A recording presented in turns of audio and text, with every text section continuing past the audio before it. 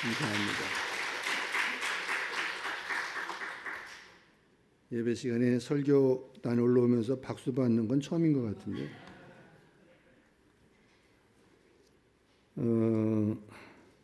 하나님이 우리 안덕교회 사랑하는 성도들을 사랑하시고 기뻐하셔서 오늘 이렇게 또 은혜 가운데 우리 손본수 목사님 이제 출타 중에 종을 불러주신 줄로 믿고 감사를 드립니다.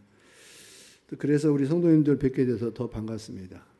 우리 성도님들의 삶 속에 하나님의 은혜와 사랑이 충만하게 임하시기를 주님의 이름으로 축복합니다. 우리 인간은 참 연약한 존재죠. 연약하지 않으려고 발버둥을 치기는 하지만 사실은 연약합니다. 우리가 무서움도 많고 겁도 많고 또 우리의 생활 속에서 좀 지혜롭고 똑똑하게 생겼는데도 불구하고 실제 나타내는 현상이나 성과를 보면은 참 어리석기 짝이 없고 연약하다라는 것을 느끼지 않을 수가 없을 때가 종종 있죠. 여러분 나폴레옹 아시죠? 나폴레옹이 얼마나 위대하고 강한 황제였습니까? 근데 그도 연인이었던 조세핀 앞에 가면 어린아이 같았다고 합니다. 우리나라의 새마을운동으로 경제개발을 일으켜서 경제대국으로 만든 원동력이 바로 우리 박정희 전 대통령인데 그분이 얼마나 강합니까? 그런데 그분이 유경수 여사님 옆에서는 정말 아주 순종하는 양 같았다라고 그런 일화가 있습니다. 우리 성경은 인간을 향해서 질그릇 같다라고 그렇게 말씀하고 있죠. 우리가 조금만 몸이 아프고 병이 나도 금방 힘들다고 쓰러지고 또 몸 어딘가에 암이 발생하면 그 암으로 인해서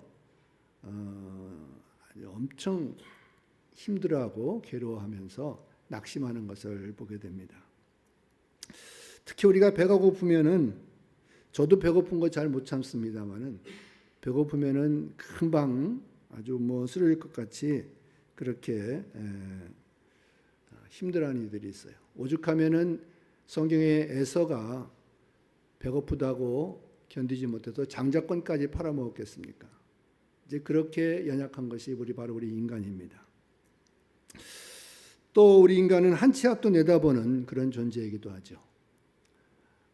우리가 지난 뉴스에도 얼마 전에 들어보셨겠지만 필리핀에 7.8 강도의 지진이 일어나가지고 수백 명이 죽고 집들이 파괴되고 했던 그런 내용들이 뉴스로 접하게 됐는데 지진은 이 환태평양 불레고리에서 종종 일어나는 현상이다 보니까 그냥 늘 그러려니 하고 지나는 경우도 있지만은 지진은 언제 어느 때 일어날지 몰라요. 이 중국이나 일본 같은 나라들 우리는 다행히 환태평양 그 불레고리에서 조금 벗어났기 때문에 일본에게 혹은 중국에게 조금 피해가 가도 우리는 덜 피해가 오는 그런 경우가 있는데 우리도 이 제주도 주변에 종종 지진 2점 몇 일어났다고 뉴스 나오잖아요. 우리도 그렇게 안심할 수가 없어요. 그런데 그게 언제 어느 때 일어날지 모른다는 겁니다.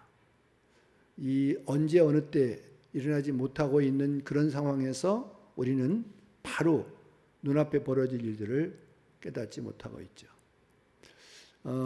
서울이나 대구, 부산 같은 경우에 그 땅꺼짐 현상이 일어나서 달리던 차가 그쪽으로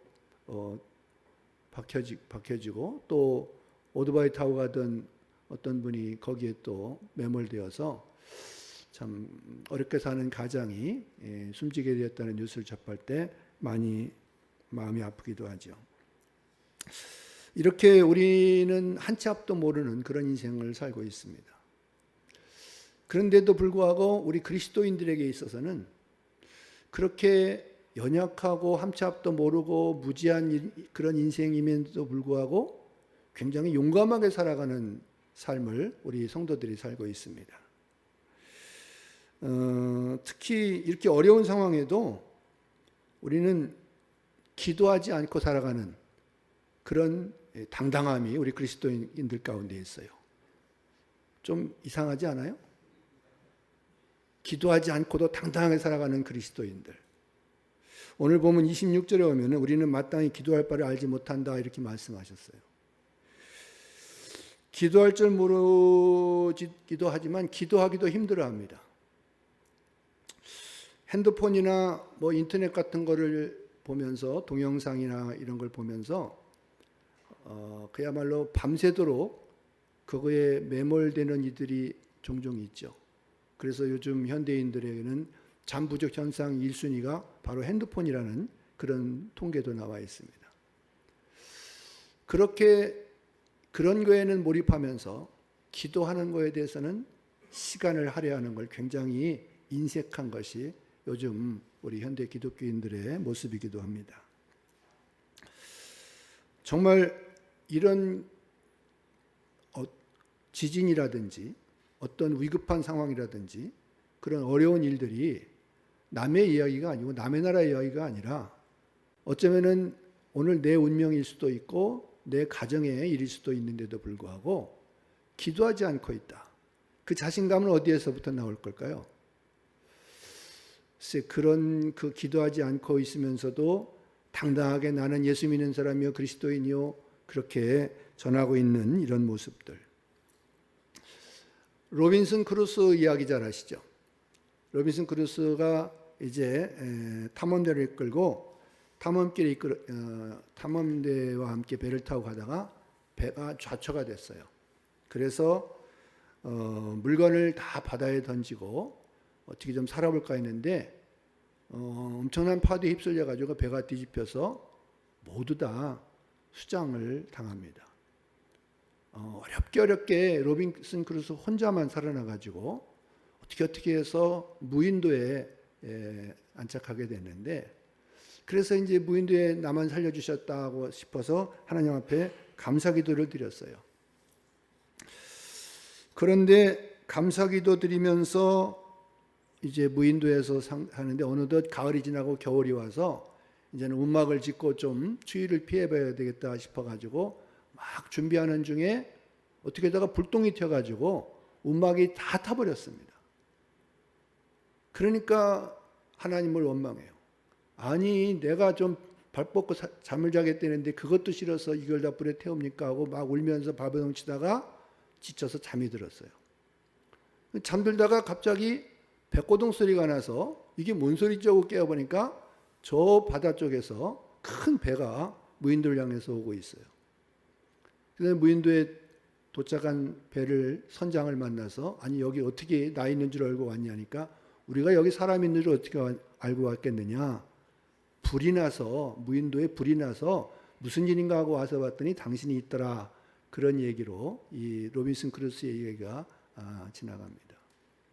하나님께서 우리 집에 불을 내서라도 우리를 구원시키는 역사, 이것이 하나님의 뜻 가운데 있는 줄로 믿습니다. 이렇게 우리가 여러 가지 힘들고 어려운 상황 속에서도 그리스도인으로서의 당당함이 있는 이유가 오늘 본문에 나와 있습니다. 당당할 수 있는 이유 몇 가지가 있는데 첫째는 성령의 도우심입니다. 오늘 26절에 보면 성령도 우리 연약함을 도우신다 말씀하시죠. 우리에게는 이 든든한 백이 있습니다. 오늘 여기 안덕교회 교회 표어를 보니까 성령의 권능을 받아 주님의 증인이 되자라고 되어 있는데 사실 우리는 성령이 없이는 한순간도 살아갈 수가 없는 존재들입니다. 예수님께서 우리 가운데 성령을 보내주셔서 그 성령님을 통해서 우리가 살아가는 삶 속에 우리는 어쩌면 기도하지 않고도 기도를 좀 게을리하고서도 더 그리스도인으로서 떳떳하게 당당하게 살아갈 수 있는 은혜가 있지 않을까 생각을 해봅니다.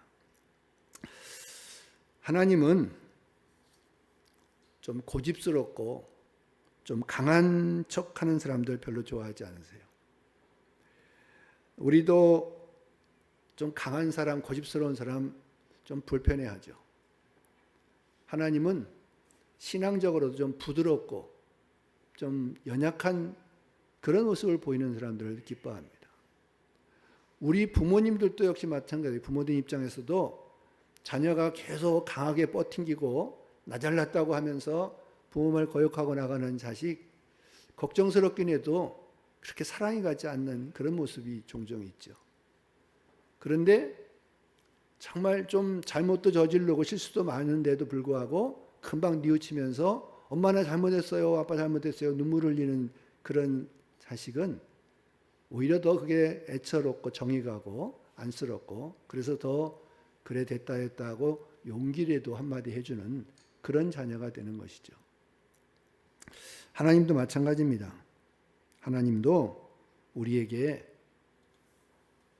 우리를 강하라고 말씀을 하시지만은 그 강함이 복음 안에서의 성령의 증인으로서의 강함이 나타나면 그보다 더 좋은 일이 없는데, 쓸데없는 일에 고집 부려가면서 세상 일이나 교회 일이나 그렇게 자기 주장만 내세우는 그런 모습들은 별로 좋아하지 않아요. 오늘날도 이 세상 가운데서도 그렇습니다. 세상도 부드러운 걸 좋아합니다. 옛날에는 아파트 이름이 무슨 대우, 삼성, 현대, 대림, 저희가 지금 대림 아파트 살고 있는데 그런 이름으로 붙여졌는데, 요즘에는 그 이름이 바뀌었죠. 무슨 프레지오라든지 또 레미안, 자이 이런 식으로 좀 부드러운 이름으로 다 바뀌어 있어요. 자동차도 그렇습니다. 옛날에는 로얄이라든지 무슨 그랜저 그런 걸로 이름이 붙여졌었는데, 요즘에는 이 소나타라든지 아반떼라든지 이렇게 음악부호 같은 걸로 바뀌었죠.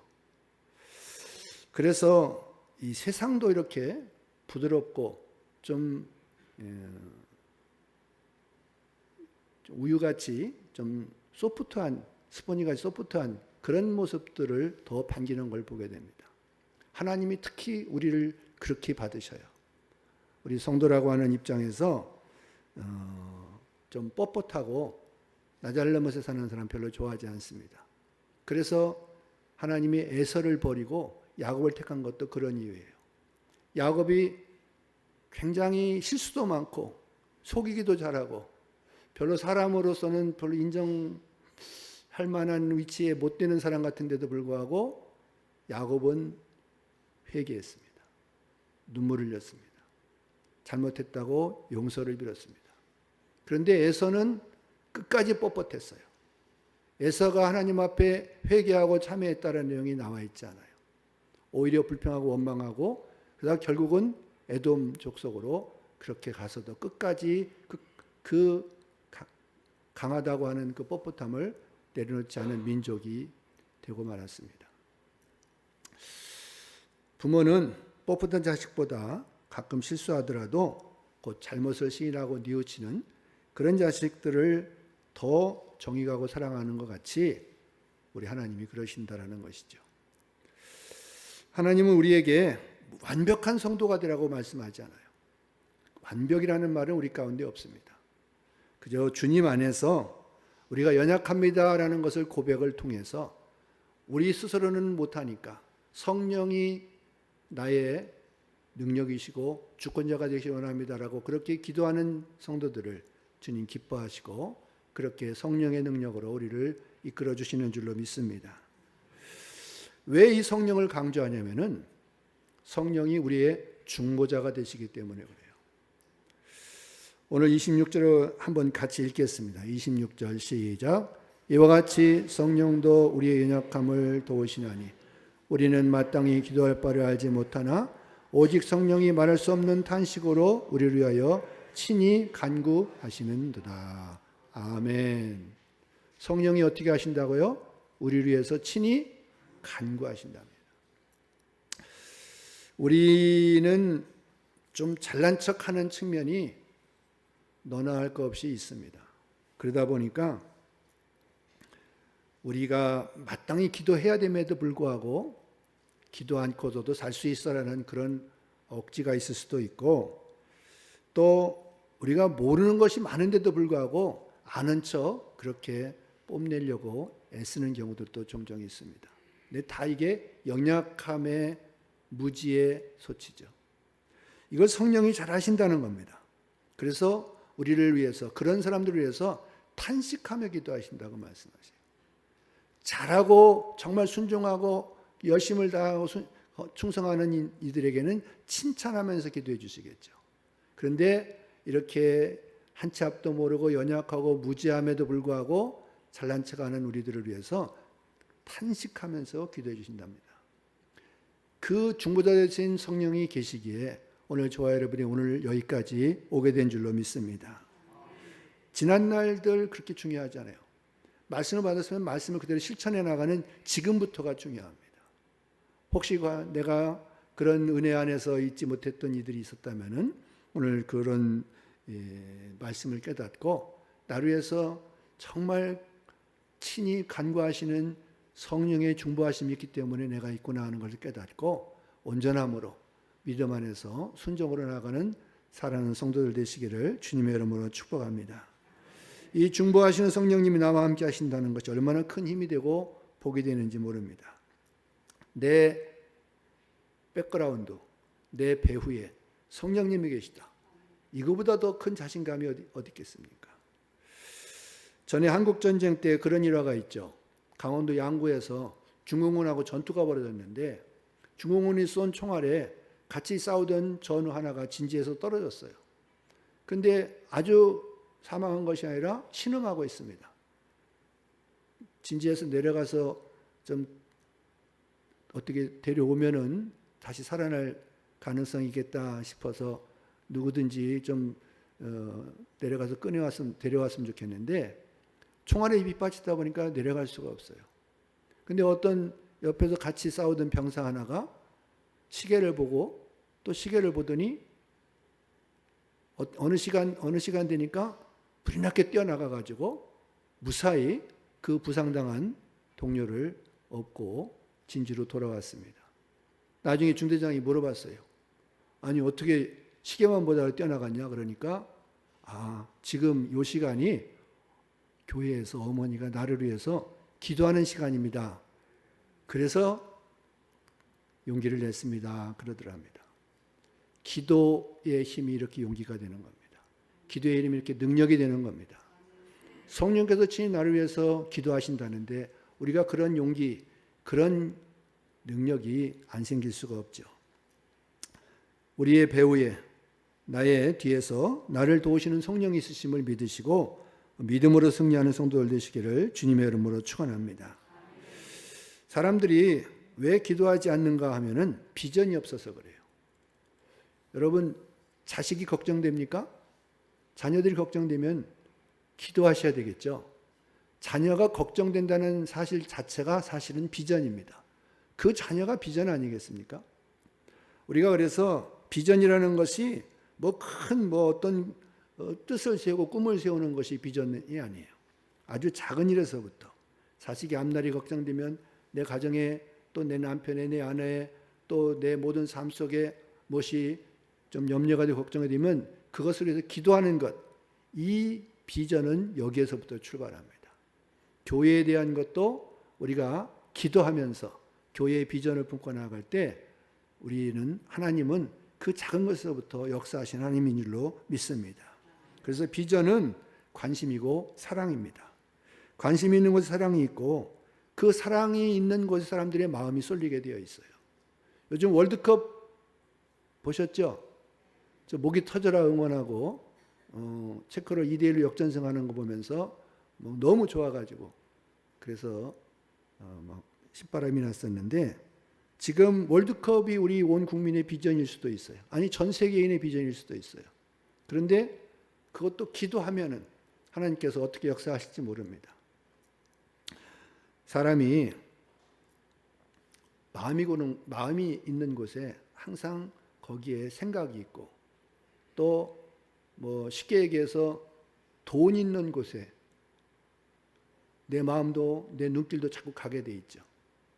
집에 요즘에는 통장에다 저축 안 하고 집에다 돈 보관해 놓으시는 분들이 종종 있다고 그래요. 특히 연세 많으신 분들 그 기초연금 타느라고 2, 3천만 원인가 그 이상이 통장 안에 있으면 안 준다고 하더라고요.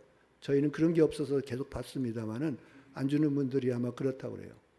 그러면은 그 돈이 어디에 이렇게 놓여져 있으면 어디에 보관되어 있으면 거기에 대해서 계속 관심 가고 그럴 거 아니겠습니까?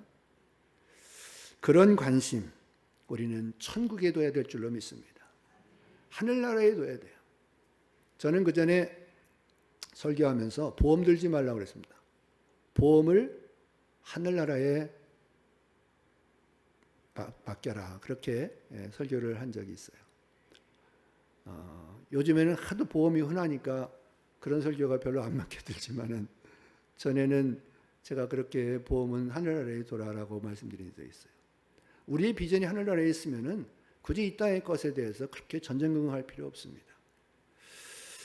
우리는 하나님께서 우리를 사랑하시는 대상이, 우리를 관심 두는 대상이 누구인가?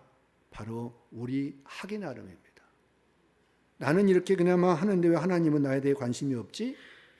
아니, 관심 많으세요.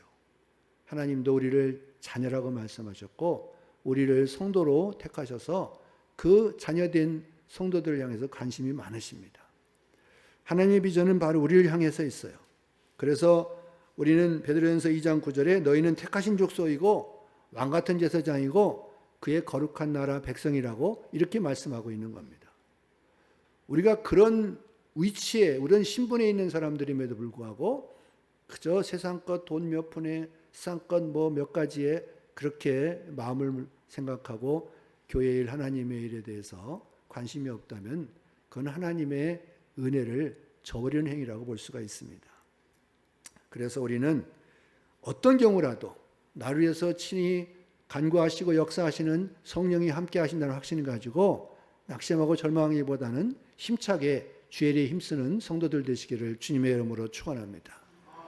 그 대표적인 사례가 바로 사도 바울입니다.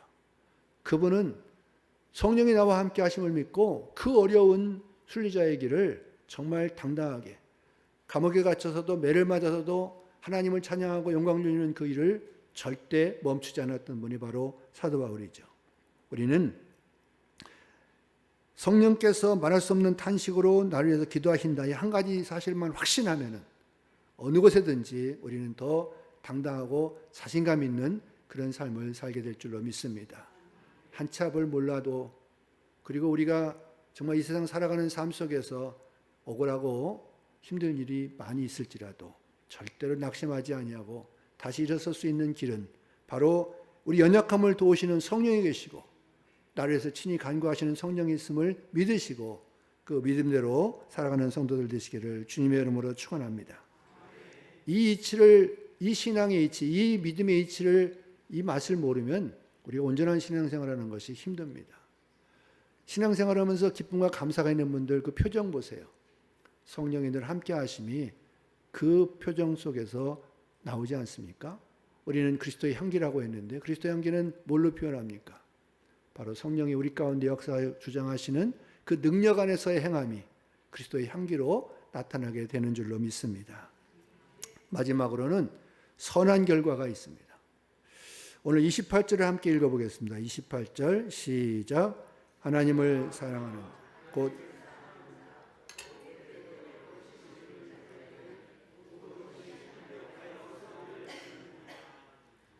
아멘. 하나님을 사랑하는 자, 곧 그의 뜻대로 부르심을 입은 자. 제가 성경 구절 가운데 가장 좋아하는 말씀 중에 하나입니다. 하나님을 사랑하는 자, 그의 뜻대로 부르심을 입은 자. 그 자들 속에 저 여러분이 있는 줄로 믿습니다. 이 말씀은 절대적으로 하나님이 나의 편, 우리 편이라는 그런 말씀이에요. 하나님의 특성은 모든 것을 합력하여 선을 이루게 하신다는 겁니다. 성령을 우리까지 주신 것도, 보내신 것도 합력하여 선을 이루시게 하는 능력의 역사를 성령을 통해서 하시기 때문에 그래요. 우리가 모여서 재직회, 공동의회, 여러 가지 당회를 하고 합니다마는 그 안에 성령님이 계셔야 그 회의가 은혜롭게 결실을 맺고 열매를 맺게 됩니다. 우리의 모임에는 항상 성령이 계셔야 돼요. 우리의 모든 자리에 성령이 함께 하실 때 우리는 그 모든 역사를 선하게 만들어가게 되는 것입니다. 현재의 고난이나 어떤 어려움 그리고 실패를 해서 암담한 상황일지라도 그 결과를 우리를 사랑하시고 그 뜻대로 부르시는 우리를 통해서 하나님은 선한 결과를 만들어 주신 줄로 믿습니다. 이 믿음을 가지면 자신감이 생깁니다. 이 믿음을 가지면 어떤 경우라도 우리는 확신 속에서 하나님의 영광을 위해서 우리의 헌신을 드릴 수가 있죠. 이 러시아의 문호 구소련 정권 당시에 이 솔제니친, 알렉산드르 솔제니친이라는 분이 계신데 이분이 문서를 날조했다라는 제목으로 이제 감옥살이를 11년을 합니다. 그 11년 동안 정치 수용소에서 온갖 고문을 당하고 고통을 당하는데 그때 이 솔제니친 이분이 예수님을 만나게 됩니다. 그 엄청난 고통 속에서도 예수님을 영접한 그 믿음으로 이제 그 감옥 생활을 견디게 되고 정말 자기 인생에서 이 정치 수용소에서의 11년 감옥 생활이 없었더라면 예수님을 만날 기회가 없었다라고 할 만큼 그의 고백이 이제 나중에 있는데 그분이 쓴 책이 수용소 군도라는 책이에요. 1970년도에 노벨 문학상을 받았습니다. 이 솔제니친이 그렇게 예수님을 만나서 그 엄청난 고문과 고통을 이겨내고 이 노벨 문학상을 받으면서 한마디 말이 있습니다. 감방이여 고맙소. 성령님 감사합니다. 이것이 솔제니친의 고백이었어요. 오늘 우리는 우리가 사는 어떤 곳에든지 하나님이 역사한다는 사실을 믿으시기 바랍니다. 이 결과로 이 하나님이 함께 하시는 역사로 우리는 합력하여 선을 이루는 주인공이 될 줄로 믿습니다. 우리는 본문 28절 이 말씀을 암송하고 다니면 좋을 것 같아요. 우리가 알거니와 하나님을 사랑하는 자 곧 그의 뜻대로 부르심을 입은 자들에게는 모든 것이 합력하여 선을 이루느니라. 이 말씀을 암송하면서 이 말씀의 능력을 입고 나아갈 때 성령은 나와 함께 하시고 나를 위해서 친히 간구해 주시고 내 모든 삶 속에 능력으로 역사하시는 분으로 계실 줄로 믿습니다. 합력하여 선을 이루시는 이 성령과 함께 우리의 사랑하는 성도들의 모든 삶이 그리고 교회의 모든 역사가 더 놀랍게 은혜 가운데 하나님 영광을 위해서 이루어지는 축복이 있기를 주님의 이름으로 축원합니다.